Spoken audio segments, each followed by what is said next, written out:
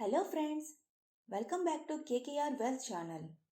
Today we will continue our discussion on the basics of financial planning.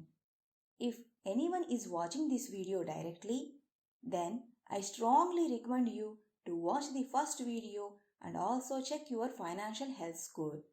I am keeping the first video in the end card. We have briefly talked about goals while doing financial planning. But what are goals? They are nothing but our needs. These are not our daily needs, but the needs that are expected to be part of our life, and to achieve these needs, we need a lot of money, that is, in lakhs or crores of rupees. Here is a bigger list of needs, but not limited to car fund, vacation fund, housing fund, life insurance, children education fund, marriage fund, health insurance, retirement fund, emergency fund, and charity fund. To achieve these goals, a proper planning is required. If you feel any of the general needs are missing in the list, you may like to add them in the comments. These needs vary from person to person. So, after making your own list of needs, these needs to be prioritized based on its importance and requirements in your life. Whenever we start any sort of journey, we need to have minimum groundwork, as life is full of unexpected surprises. For example, for building a house, we need to have strong foundation so that the house can stand long. Similarly, we need to do certain groundwork, that is prioritization of goals before starting investment journey, so that our investment journey can continue with lesser hiccups. The first three are such funds. By maintaining these funds, there is maximum probability of success in our investment journey. So, let's look into the list. The most important of all is to accumulate fund for emergency situations. These situations can arise due to job loss or medical emergencies or unexpected travel or car repair, etc., which comes as a surprise and requires funds which is higher than cash inflow. Next is to have health or medical insurance. As we are not aware which type of new viruses comes after this COVID, it's better to be prepared for any sort of medical emergencies. Having medical insurance can reduce our burden. One more important item before starting investment is life insurance. Whatever we are earning is for us and our family. God forbid, if by any reason something happens to us, then our dependents and dear ones should not be in situation looking for a money for their day-to-day needs. Life insurance helps in resolving this issue. After getting sufficient funds for these three, then we can start our investment journey. In that, retirement fund is very important. With more nuclear families coming up, there are less chances that our kids will take care of our needs when we become old. Also, we will be earners till our retirement. So, it would be tough to become dependent even after retirement. So, planning for retirement is required even though it is quite a long-term goal. Next comes children education and then children marriage. I am sure you all might have noticed the overall inflation is rising by around 6%, but education inflation is rising by 10%.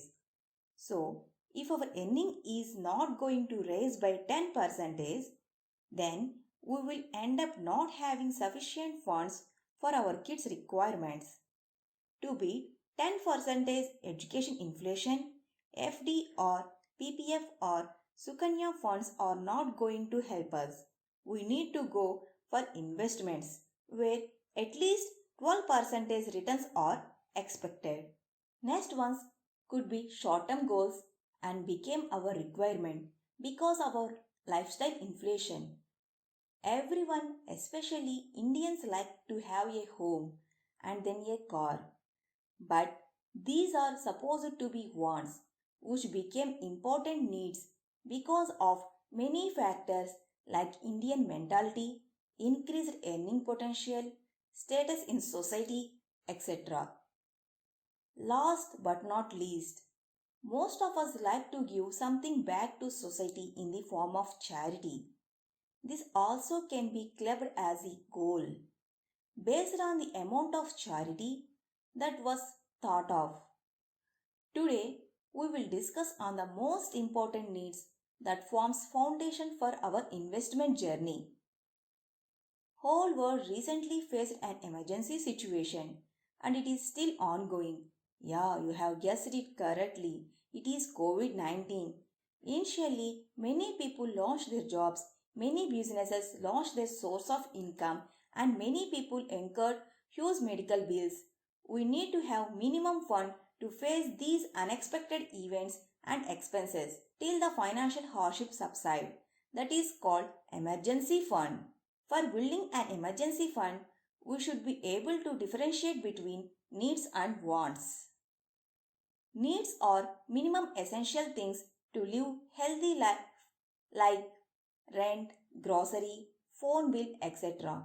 Wants are the expenses that we choose to spend but we can comfortably live without them like vacation, electronics, jewelry, dining out, etc. We talked about food and food is in both needs as well as wants because for healthy life we need food but for satisfying our tongue's desire we eat something like burgers, ice creams, pizza and many more. Rice, wheat, vegetables, fruits under needs while burgers, ice creams, pizza comes under wants. Now let me take the example of Ram, who is 30 years old and doing a job. His monthly expenditure includes grocery, house rent, electricity, EMI, dining outs, vacations, etc. Now, let's see the cost of each item. Now, highlight which are needs and wants. After removing wants, the total cost of needs is 52,000 rupees. Next question would be how much should be emergency fund? If you ask me, personally facing the worst of COVID, I suggest the ideal proportion be around 12 times basic needs while at least 6 times of basic needs to be kept as emergency fund. So, in case of Ram, ideally he should keep 6,24,000 rupees as emergency fund or else he should be at least maintain 3,12,000 rupees as emergency fund. But where this emergency fund should be kept? I would suggest around 5% in cash, 25% to be in saving account provided you have a debit card or digital wallets like GPay or PhonePe etc. Else cash to be maintained around 10 to 15% and 15 to 20% in saving account. Remaining 70% to be in liquid mutual funds. These all are highly liquid, which means we can convert them to cash within 24 hours. Liquid mutual funds give returns which are similar to fixed deposit. Now, some may say, then why not directly in fixed deposit? The catch here is fixed deposit even though are liquid in nature but comes with exit load, whereas liquid mutual fund do not have any lock-in or exit load. Next important fund is health insurance. This is for handling medical emergencies. Some of you might have seen the worst of COVID-19 which was during COVID second phase.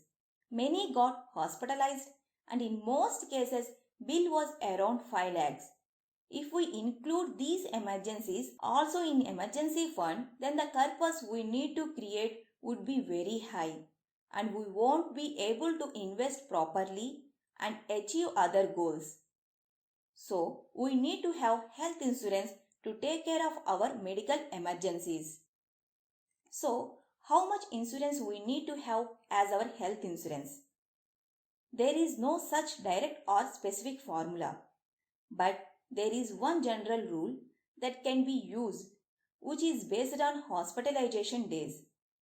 Hospitalization cost per day varies from place to place. That means different hospitalization charges in villages, towns, cities, and metros. If you are less than 60 years of age, then consider around 10 days in 6 months.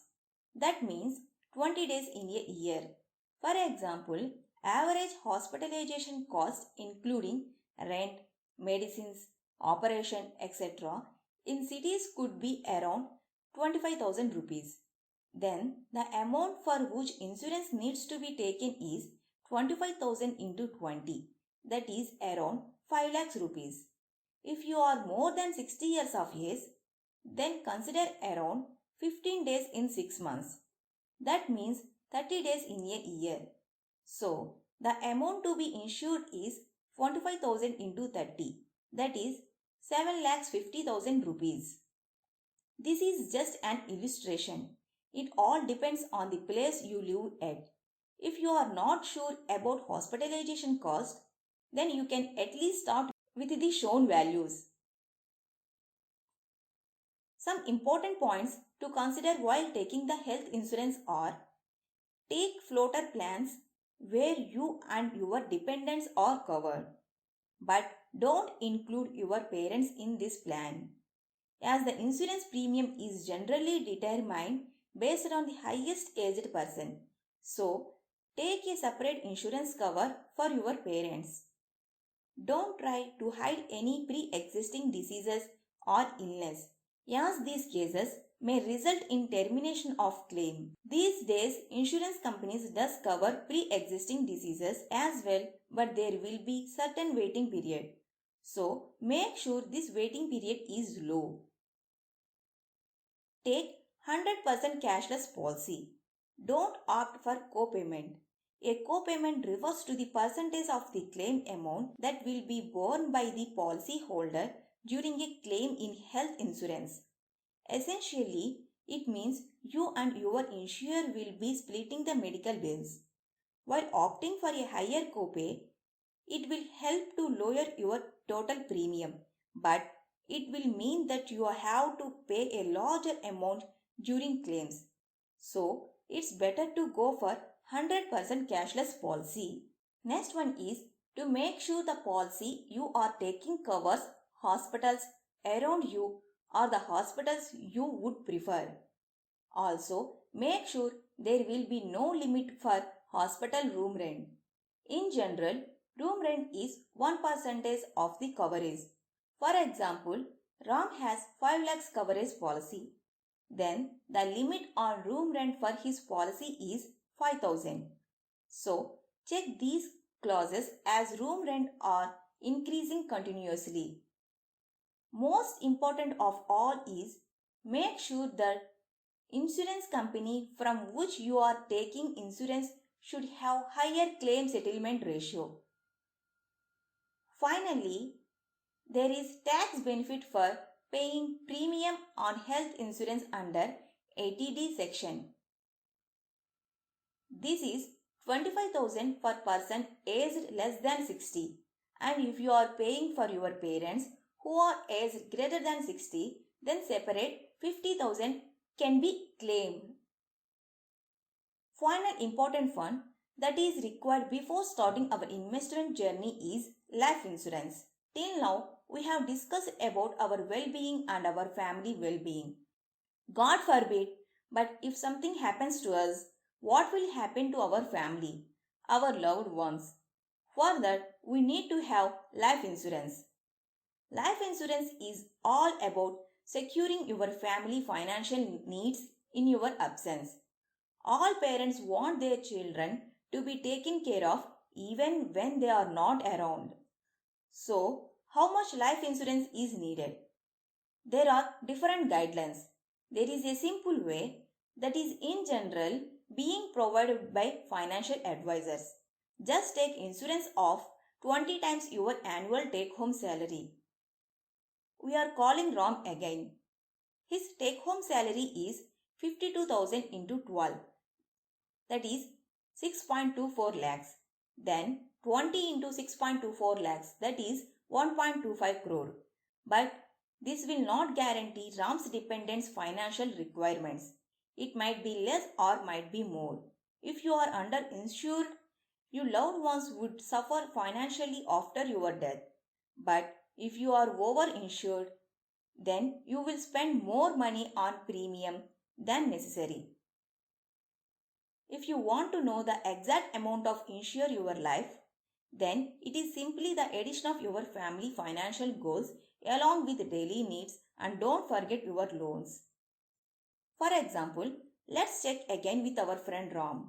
We have already seen his emergency fund requirement. Emergency fund also covers his loans and education expenses. Loans and education expenses are not lifelong expenses. So, excluding them, Ram's monthly needs comes out to be 27,000. Now, assuming average life expectancy of 80 years and considering inflation of 7%, Ram's dependents require 1.3 crores. Now, take the items which are one-time cost like loan, which is 10 lakhs, and overall education expenses as 50 lakhs. Adding these all, Ram's family needs to be covered for 1.8 crore. Of course, assuming that Ram's dependents are having financial awareness and will invest money in proper manner. Does this whole method confuses you? Then please discuss with your financial advisor. Else, let me know. I will make separate video on this by providing the whole calculation sheet. Now, I will tell you some important points to consider while taking life insurance policy. Always do term insurance.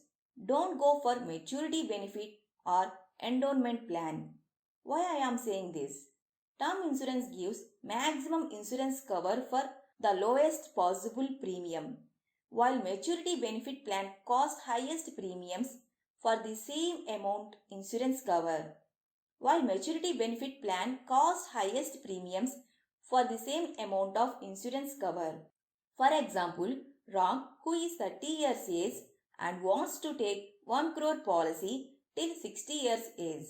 Then, if he opts for term insurance, he has to pay roughly 12,000 per year. But if he opts for maturity benefits plan like LIC Jeevan Anand, then he has to pay roughly 3,50,000 rupees per year, almost 30 times that of term insurance premium. So, never combine insurance with investment. Doing term insurance will save you lot of money, and in turn, you can use this money to invest in various instruments. I will do a separate video on this so that the current topic is not diluted. Suppose you don't have any dependents, then don't take any insurance. Don't include any riders except accidental death benefit, that too if your job requires a lot of traveling. Take insurance at max of 70.